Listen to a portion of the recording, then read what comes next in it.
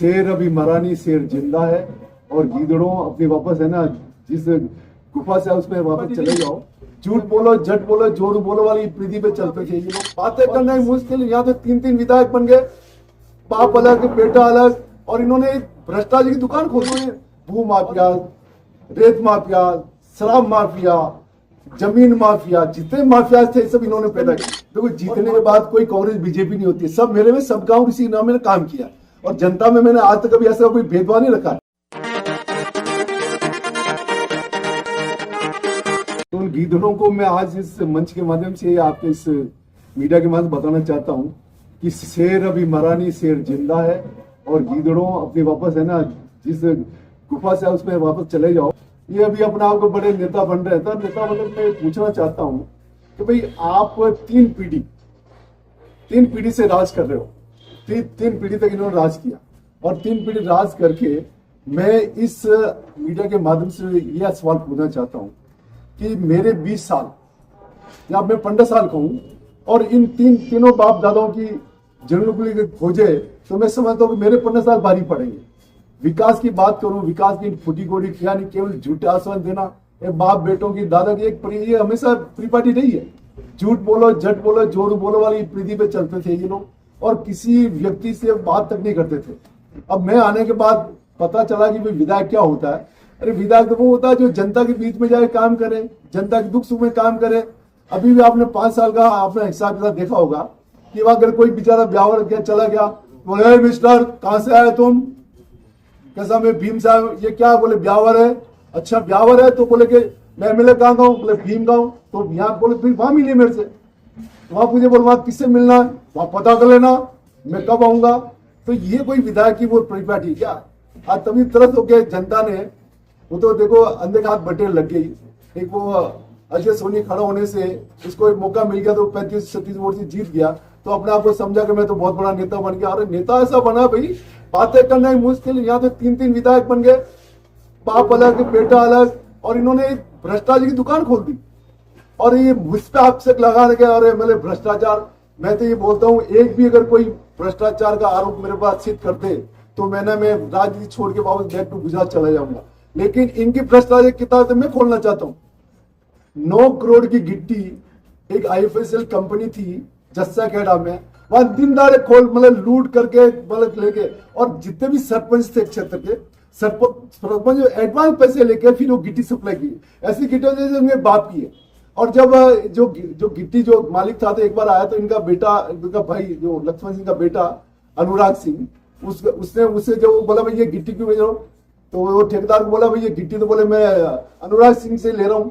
तो अनुराग सिंह बोला भाई ये गिट्टी कैसे दे रहा हूँ, बोले तू कौन होता है, बोले साल तेरे को जेल में बंद करवा दूंगा। और उस वक्त तो मुझे बड़ा अफसोस होता है, कलेक्टर देखे तो मौन और एसपी देखे तो मौन। मतलब इन्होंने अलग से बेहतर नहीं बोला और दिन दहाड़े गिट्टी बेची। और फिर ये बोलते हैं कि साहब हम ईमानदार का तकबर करें। और उसके अलावा भ्रष्टाचार में इन्होंने रेत माफिया, इन्होंने भू माफिया, रेत माफिया, शराब माफिया, जमीन माफिया, जितने माफिया थे सब इन्होंने पैदा किए। और माफिया में बेचारे 2 निर्दोष लोगों को, एक रेत माफिया में 2 आदमी, एक तो गुजर समाज का बेटा था, एक मेवाड़ा समाज का बेटा, दोनों को मरवा दिए। यही नहीं रुके, इन्होंने एक 22 बीघा जमीन थी यहाँ पे हीरा की बस्ती में, जो आपने देखा पूरा एक जमीन है पूरी, वहां पेड़ ही पेड़ लगे हुए। उसके अंदर एक मंदिर है। वो मंदिर है, उस मंदिर पे भी वहां पे कब्जा करने के लिए इन्होंने दिन दहाड़े लोगों को पेट्रोल डलवा के मरवा दिया, पुजारी को। तो पुजारी तो भगवान को प्यारे हो गया। और आज वो जो पुजारन भी मौत और जिंदगी के बीच में जूझ रही है, जो इसको बदुआ दे रही है। और ये बदुआ इसको भारी पड़ेगी। दिन दहाड़े मरवाया। और इसके अलावा इन्होंने जमीनों का तो इतना भयंकर मतलब वो कबाड़ा किया कि पूछो मत। आज मैं बताऊं, 8 बीघा जमीन जो ये यूनाइटेड मिनरल, आप मारवाड़ रोड पे जाते हो देखी होगी, यूनाइटेड मिनरल पे इन्होंने 8 बीघा जमीन अभी से कब्जा है। तो अभी बोला, अभी अरे तू सच्चा अगर ईमानदार थे मेरे भाई, तो अभी तो कोर्ट में क्यों गए, सरेंडर कर देते सरकार की जमीन को, नगरपालिका जमीन 8 बीघा सरेंडर कर देते। तो मैं सोचता वास्तव ईमानदार आदमी, चोर और ऊपर से भी चोरी करना, ऊपर से और चिल्लाना। और यही नहीं, इन्होंने जो अभी ये यूनाइटेड ग्रेनाइट मिनरल्स जो अभी फैक्ट्री डाली है, वहां भी भयंकर भ्रष्टाचार। जमीन भी वहां पे लोगों की जमीन, SC/ST की जमीन, साथ मरे हुए लोगों की इन्होंने फर्जीवाड़ा करके, इसकी मैं इनकार ही करवा रहा हूँ, फर्जीवाड़ा करके वो कोडियों की जमीन उसको करोड़ों की बता के, दो बेचारे जैन समाज के लोग थे, ईसरमन का सरपंच है, एक इनका चमचा है, क्या नाम उसका, पिंटू गांधी, इनको मतलब बेच दी और उनको पार्टनर बन गया। कितनी फूटी गोटी लगी नहीं, खाली जमीन कब्जा करके, कुछ जमीन थी पूर्व हमारे मोर सिंह जो इनके चाचा जी थे, क्या नाम ने, लक्ष्मण सिंह जी के, उनकी जमीन थी 2.5 बीघा, और उस जमीन को करके 20-25 बीघा जमीन करके वो आराम से फैक्ट्री चला रहे। अरे कुछ तो भ्रष्टाचार, कुछ तो प्रीति, कुछ तो हद करो यार। यही नहीं, जहां जहां देखे, यहाँ देखो तो यहाँ भी मतलब ये जो जमीन है, आज मेरे को पता लगा, आज मैंने क्या स्टेट बना तो पता लगा वहां जमीन, वहां भी कब्जा कर रखा है। और वहां कब्जा भी कैसे किया, पहली जमीन बेची एक सिंधी को 85 लाख में, उस सिंधी को हम कब्जा नहीं करने दिया, तो देखे सिंधी देखा क्या करूं, तो उसने देखो वापस एक बेचारे जैन समाज से बेंगलोर रहता उसको पकड़ा, वो जैन समाज के व्यक्ति को उसको जमीन उसको हैंड ओवर कर, उसको मतलब बेच दी। और बेचने के बाद बोला तू क्या मांगता, बोले जमीन। अभी भी अगर मैं उसका भी मैं जांच करवा रहा हूँ, जो जमीन वास्तव में इसकी हक की जमीन है वो तो छोटी, और जो बिलाना जमीन जो स्कूल के ग्राउंड की जमीन है उसमें कब्जा करके उस बेचारे जैन समाज के व्यक्ति को देगी।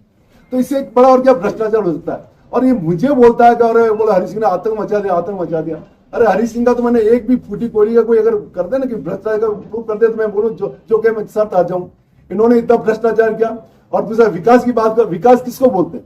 विकास तो देखिए, अगर ये बाप दादे अगर आज से 40 साल 50 साल पहले कॉलेज खुला देते ना, तो मैं समझता हूं हमारे कितने युवा जवान, कितने हमारी बेटियां कोई शिक्षक बनती, कोई आईएएस बनते, आईपीएस बनते, कोई हाई मतलब हमारा हाई स्कूल होता है, कितने बच्चे क्वालिफाई होते। लेकिन ये सोच नहीं थी, इन्होंने ये सोच रखा कि अनपढ़ रखो ताकि हम राज करते रहे। ये तो मैं आने के बाद 2003 के बाद में ये विकास क्या होता है जनता को अब मालूम पड़ा। मेरे आने के बाद देखो भीम में राजकीय महाविद्यालय खुला है, देवगढ़ में राजकीय महाविद्यालय खुला है, मॉडल स्कूल भीम में, मॉडल स्कूल देवगढ़ में, और central school last time Deogarh थी और इस बार सेंट्रल स्कूल बहुत अतिशीघ्र चालू होने वाली है। और मॉडल दूसरी जो है ये कस्तूरबा गांधी विद्यालय भीम में, फिर देवगढ़ में, और भीम को वापस क्रमबद्ध किए। इसके लिए 4 करोड़ रुपया मैंने और फंड अभी दिया है इसमें डीएमटी से, और 4 करोड़ रुपया मैंने आयुर्वेदिक हॉस्पिटल के लिए दिया है। इन्होंने एक उप जिला चिकित्सालय खुलवाया। अरे यार शर्म करो, 2.5 बीघे में कोई उप चिकित्सालय बनता है क्या? वो भी स्कूल की जमीन को हड़प के। अभी भी बेचारे वो स्कूल का, जहाँ वहां पे स्कूल का जो ये अपना कृषि उपयोग के लिए क्लास चलाने के लिए वो जमीन है, इसके पूरी कब्जा कर लिया इन्होंने और दिन दहाड़े करके वहां पे खुलवा दिया। अभी भी मतलब ये जनता इसको रो रही है। आज ये बताइए, आज मैं वो उसी मेडिकल कॉलेज हॉस्पिटल में शिफ्ट किया वहां पे। आज वहां जाके देखी बिल्डिंग कैसी बिल्डिंग बनी है। इसको कहते हैं बिल्डिंग, इसको कहते हैं और वहां पे। और यहाँ ऐसा थोड़ी कोई हमारे को इनके थोड़ी वही कांग्रेस बीजेपी वाला तो कोई सिस्टम ही नहीं। देखो जीतने के बाद कोई कांग्रेस बीजेपी नहीं होती है, सब मेरे में, सब गाँव इसी नाम मैंने काम किया और जनता में मैंने आज तक कभी ऐसा कोई भेदभाव नहीं रखा, कोई पार्टी पॉलिटिक्स नहीं किया। केवल जीतने के बाद में सबका सब मेरा वो करके मैंने काम किया। अभी यहाँ पे डूंगा जी गाँव में वहाँ स्कूल जो वहां से वहीं से आ रहा हूँ, तो वो बोले साहब बोला शिक्षक ही नहीं है ना भवन है, एक खाली 3 सेल लेके बैठे हैं। तो उस 3 सेल में कैसे भाई इंग्लिश मीडियम पढ़ाई जाएगी? इनको कम से शर्म आनी चाहिए। कब स्कूल खोली तो उससे पहले कम से कम जो संवैधानिक जो चाहिए भाई जमीन चाहिए, जमीन के साथ शिक्षकों की भर्ती करनी चाहिए, स्वीकृत पद होते तो ज्यादा शिक्षक लगते। और दूसरे इन्होंने जो स्कूलों खोली, स्कूलों में क्रमबद्ध तो कर दी, लेकिन वहां अब शिक्षक स्वीकृत नहीं हो तो कहां से पढ़ा, कौन पढ़ाएगा?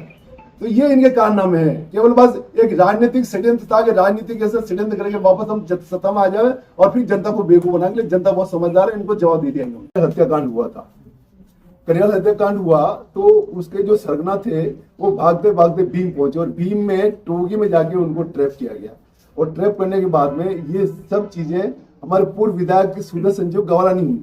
यहाँ इस जगह डाबंगले बैठ के इन्होंने कभी 60-70 हमारे निर्दोष लोगों को फंसाया।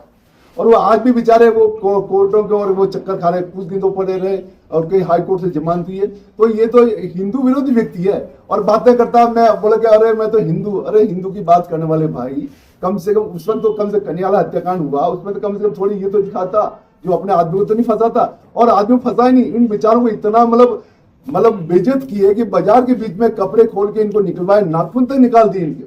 और वहाँ मुसलमानों के जो ये मस्जिद थी वहां जाके इनको, वहां जाके वहां जहाँ नमाजी थे वहां जाके इनको नतमस्तक करवा रहे हैं।